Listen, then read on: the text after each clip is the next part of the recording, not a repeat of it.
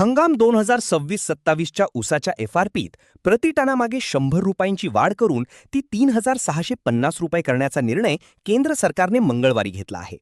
केंद्र सरकारने 2026-27च्या साखर हंगामासाठी ऊसाच्या रास्त व किफायतशीर दरात एफ.आर.पी टनामागे 100 रुपयांची वाढ जाहीर केली आहे.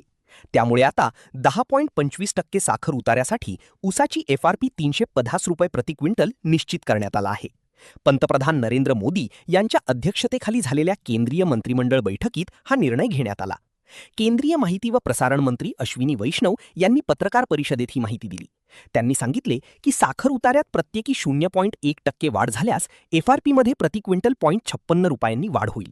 त्यामुळे अधिक साखर उतारा मिळविणाऱ्या कारखान्यांना व शेतकऱ्यांना प्रोत्साहन मिळणार आहे. सरकारच्या मते जाहीर करण्यात आलेला एफ.आर.पी हा उत्पादन खर्चाच्या सुमारे 200.5% इतका आहे. या निर्णयामुळे ऊस उत्पादक शेतकऱ्यांना 1,00,000 कोटी रुपयांहून अधिक रक्कम मिळण्याची अपेक्षा व्यक्त करण्यात आली आहे.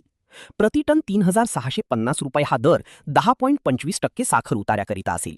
यापुढील प्रत्येक टक्क्याला प्रतिटन 356 रुपये जादा द्यावे लागतील. मात्र उतारा 9.5% खाली गेल्यास प्रतिटन 3,383 रुपये दर देणे साखर कारखान्यांना बंधनकारक राहणार आहे.